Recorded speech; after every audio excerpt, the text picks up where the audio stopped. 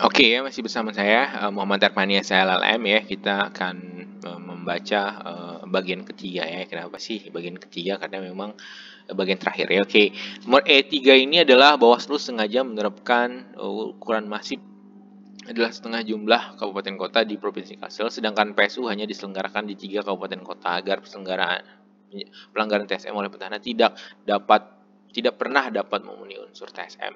Jadi ini yang didalilkan oleh pemohon itu jadi ada kekosongan hukum nih.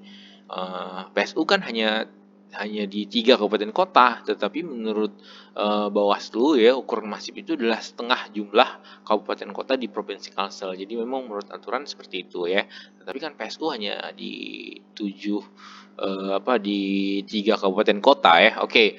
Nomor 81 bahwa terkait maraknya praktek politik uang menjelang PSU ya, paslon 2 diadukan ke Bawaslu Kalsel karena melakukan politik uang secara terstruktur, sistematis dan masif TSM ya, setidaknya 6 dari 7 kecamatan itu tadi ya. Oke. 2 dari 3 kabupaten. Oke.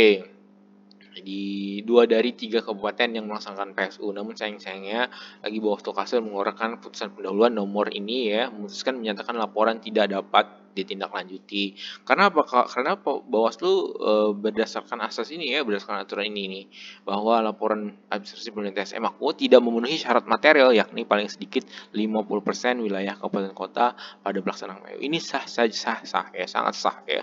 Jadi pemohon pun mendalilkan itu boleh saja, kemudian Bawaslu juga mendalilkan seperti ini sah saja. Berarti apa? Berarti ada kekosongan hukum di sini ya. Oke. Bahwa pertimbangan Bawaslu Kalsel ini tidak saja tidak logis. Nah, ini kekosongan hukumnya itu, pertimbangan itu tidak logis ya, karena hanya PSU-nya hanya di 7 kecamatan itu tadi, di 3 kabupaten kota ya. Jadi bagaimana 50% dari wilayah kabupaten kota? Wilayah kabupaten kota se-Kalsel itu ada 13 kabupaten kota ya. Jadi ada 13, sedangkan PSU-nya hanya di 3 kabupaten kota. Nah, ini dasar dari Bawaslu ya. Pelanggaran sistematis itu adalah 50% masif itu ya. Kabupaten kota dalam satu provinsi. Oke.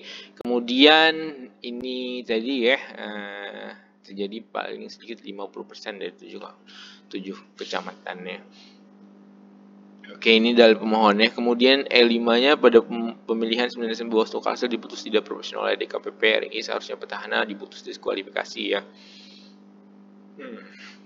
Ini semakin menunjukkan keberpihakan Bawaslu Kalsel pada petahana ya. Oke, jadi saya cukupkan ya.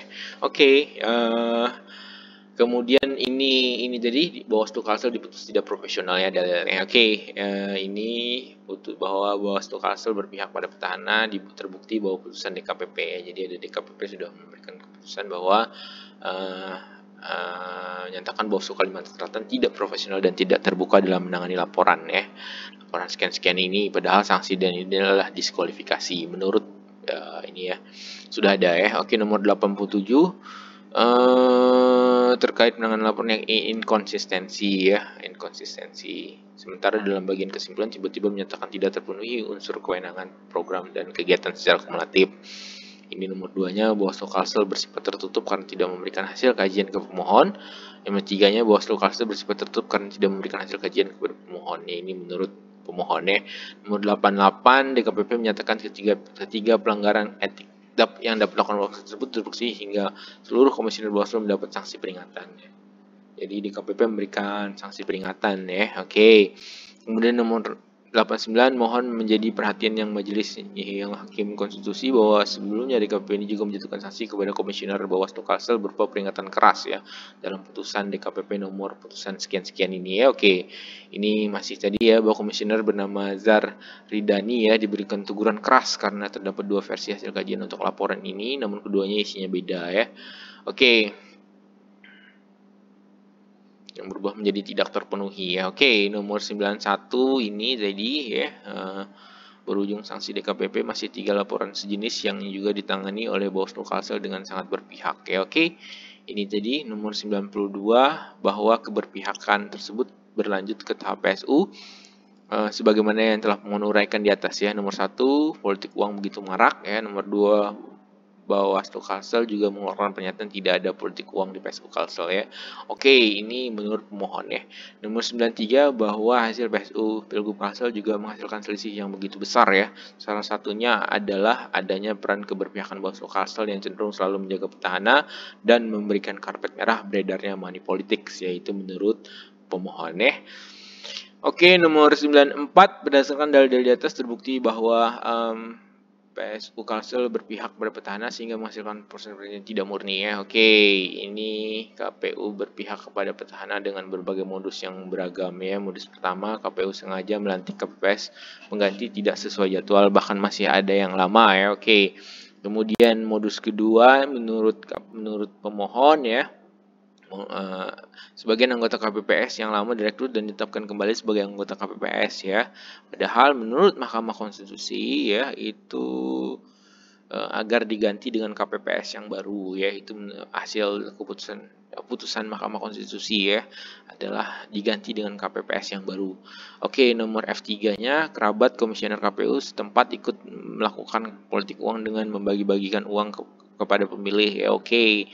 Nomor F4-nya melalui TPS ya. PPS termohon aktif menerbitkan surat kepada masyarakat untuk membuat KTP elektronik ya, sehari langsung jadi ya. Oke.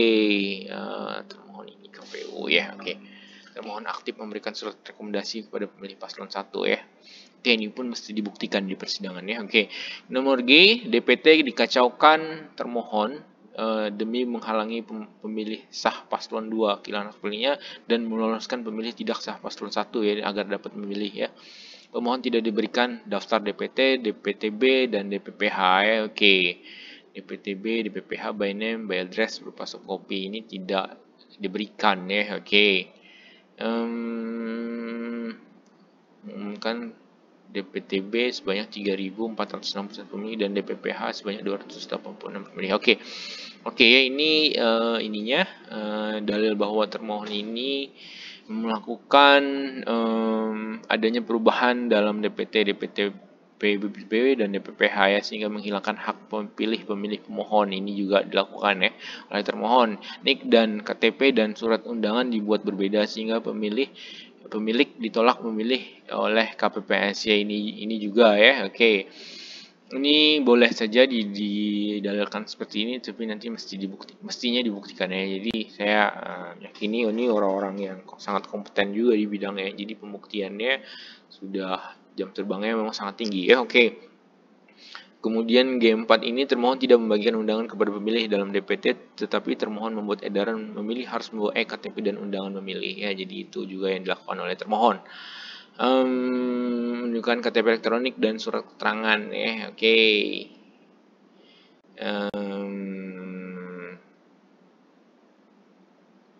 KTP dan surat keterangan sebenarnya bisa aja ya. Oke, ini berdasarkan peraturan KPU nomor 18 tahun 2020 ya, memilih. Oke, pemilih yang belum menerima atau kehilangan formulir model C pemberitahuan KWK dapat menggunakan hak pilih pada hari pemungutan suara dengan menunjukkan KTP elektronik atau surat keterangannya. Jadi ini boleh sebetulnya ya. Jadi ini bahwa dalam PSU Pilgub Kalsel modus kecurangan sejumlah TSM dengan melibatkan oknum KPPS ya.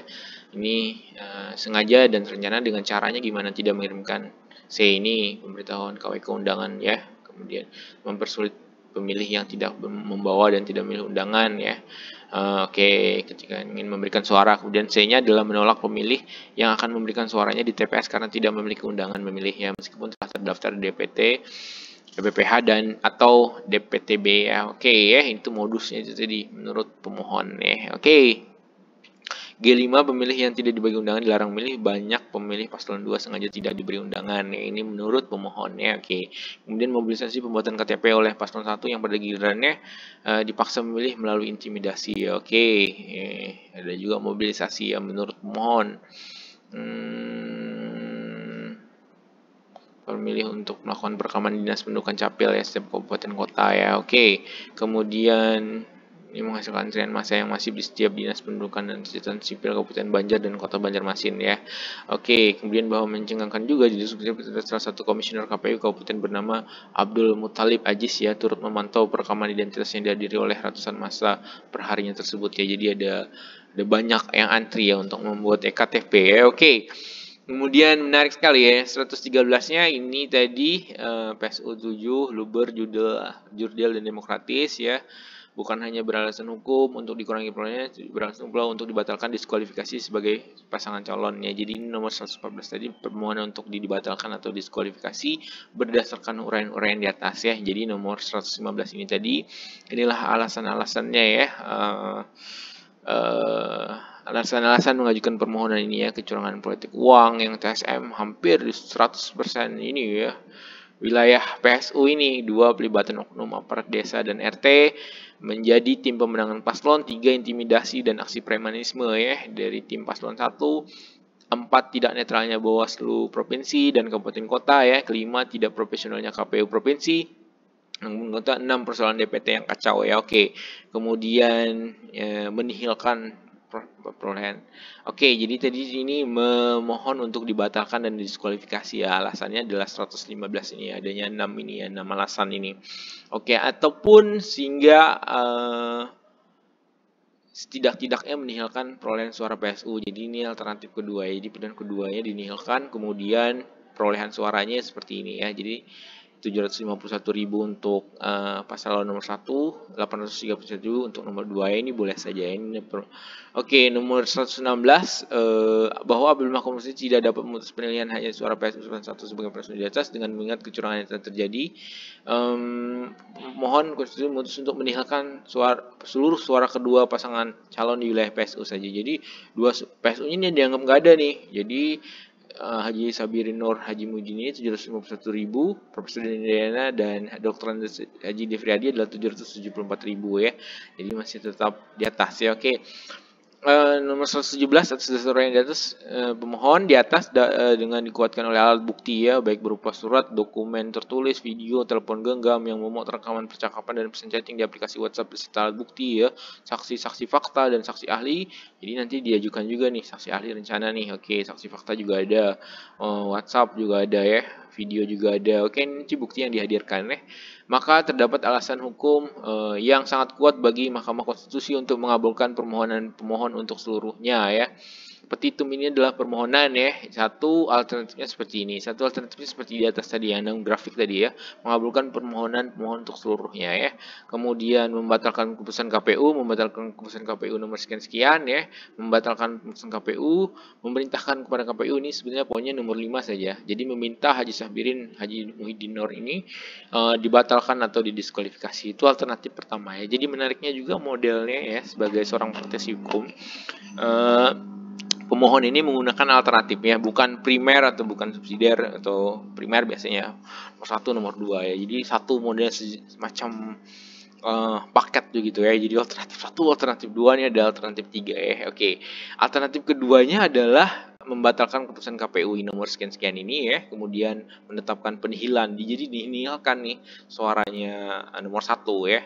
Karena ada alasan-alasan 1 sampai 6 itu tadi. Kemudian nomor 9 ini yang paling penting ya, hasilnya ini 751.816. Yang kedua adalah 831.178 ya. Jadi ini alternatif kedua ya, atau alternatif ketiga. Jadi mohon juga nih kepada majelis hakim. Jadi kalau nomor 1, nomor 2 tidak dikabulkan, ya sudah alternatif ketiga begitulah ya. Alternatif ketiganya membatalkan keputusan KPU ini tadi, nomor sekian ini sepanjang perolehan suara PSU, nomor 12 ini menetapkan penihilan seluruh perolehan KPU. Jadi nomor 1 dan nomor 2 ini dinihilkan saja ya, PSU-nya sudah dianggap nihil saja, nihil atau tidak ada begitu ya. 13 ini memerintahkan KPU tentang KPU gubernur dengan perolehan sebagai berikut ya. Oke, ini tadi dianggap tidak ada, jadi suaranya yang sah itu adalah nomor 1 751.000 ya, nomor 2 ini 774.000 ya.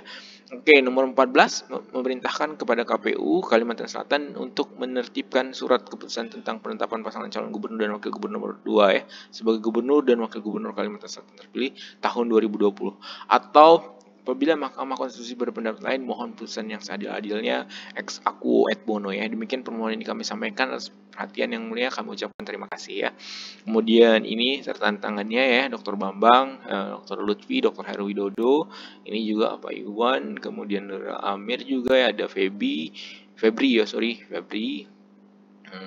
Oke ya, figur-figurnya ini yang ininya. Oke ya, cukup. Jadi itu tadi yang menarik dari permohonan ini ya. Jadi ada bukti-bukti, saksi-saksi ya. Sekarang masih dalam tahap pemeriksaan pendahuluan ya. Yaitu pemeriksaan pendahuluan itu adalah sidang ini merupakan sidang sebelum pemeriksa pokok perkara ya. Dalam sidang ini MK mengadakan pemeriksaan kelengkapan dan kejelasan materi permohonan ya. Oke, ini masih dalam sidang pendahuluan ya. Ini juga kondisi Jakarta lagi ini ya, COVID-19. Tetap berhati-hati ya. Jadi ini kita ulas ya, saya dapatkan dari website Mahkamah Konstitusi untuk pembelajaran ya, untuk pembelajaran bagaimana sih sebetulnya beracara di Mahkamah Konstitusi itu ya. Dari kasus yang real ya. Oke, dari kasus yang real ini bayangkan nih, permohonan ini menggunakan alternatif 1, alternatif 2, alternatif 3 boleh saja karena tidak ada format yang baku sebetulnya, tapi ada syarat-syarat yang mesti dipenuhi ya, syarat-syarat minimal. Oke, itu saja ya dari saya Muhammad Erpaniasa LLM. Mudah-mudahan bermanfaat ya. Tolong subscribe-nya. Wabillahi taufiq wal hidayah. Wassalamualaikum warahmatullahi wabarakatuh.